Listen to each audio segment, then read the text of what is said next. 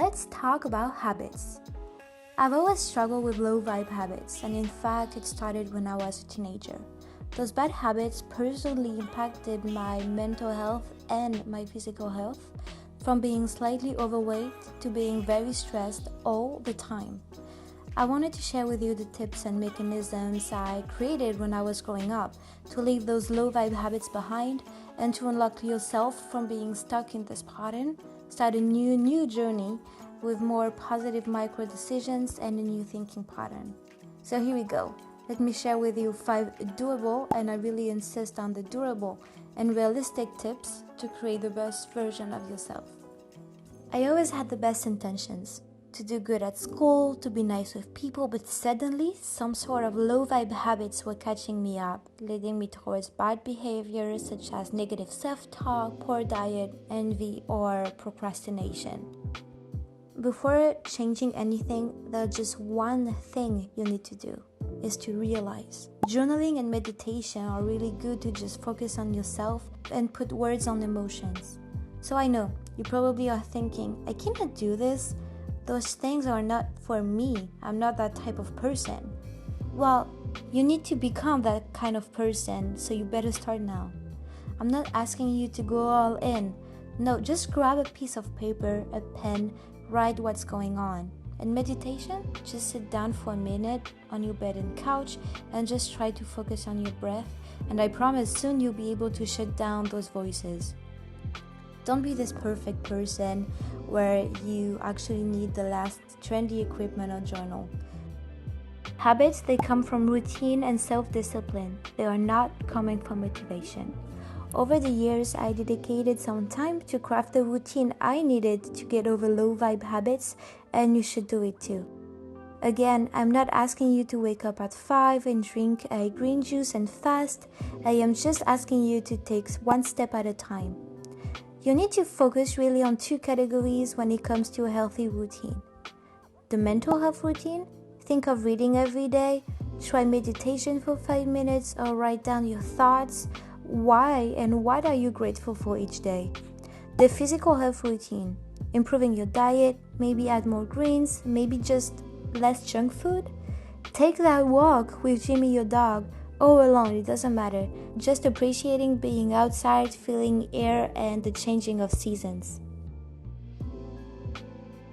To help you keeping track of those new habits and feel responsible, a tracking system can be perfect to keep going and feel the satisfaction of achieving your goals, and this day by day.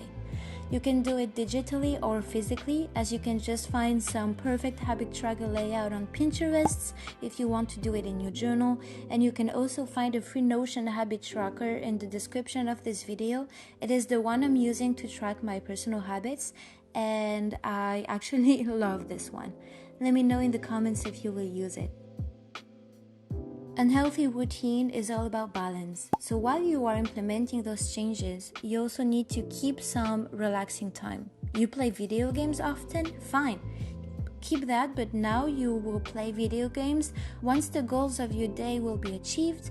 In that way, you are creating some sort of rewarding system that will help you to keep those new habits in place while still having some of the old habits going on. Put some plants in your home. You can get some very cheap plants in your local store, and this will bring you so many positive impacts. First, taking care of plants will make you responsible. They actually need water, they need light, and you need to take care of them. And it's an easy way to focus on positive micro action and on what's good for you. You will enjoy color and life in your home, and this is a high vibe boost for sure. Another thing that I did, and something that you should do too, is create a cozy bubble. Again, here we are getting rid of those things that we wanted to throw away but never did. We are decluttering the space, as your home is really just a projection of your mind, so tidy that space for mental clarity. As you create your perfect little cozy place, it is actually the perfect moment to change things up. It's the change of perspective, seeing your life on a different angle, and it is the time to cut your old habits for new ones. So it's pretty obvious that changing things will only increase this feeling of change. You can remove those books from the shelf or put your plants in another space of your home. You are free to rearrange it just as you like. You can find lots of inspiration again on Pinterest or YouTube to slightly improve your home, and it will make a huge difference in your daily mood. To distract you from those old and bad habits and create a new version of yourself, trying something new will be ideal. It will stimulate your mind, and learning something new will be rewarding. It's fall time here, so why not try knitting, needle felting, or just go out for a walk and take some pictures? Just try something different from what the previous version of yourself were used to. You will be able to connect with different people, and this will help to continue on the path of those new perspectives. If you really want to be the best version of yourself, it's about getting rid of those old low vibe habits to implement a new fresh high vibe system that will bring up your potential and create for sure a better version of yourself. I give you my favorite tips to get this done, but if you need help on deciding what hobbies to pick and try, I have a dedicated video talking about cozy hobbies, so go check it out. As always, thank you so much for watching. Follow your dreams and stay cozy. I'll see you in the next video.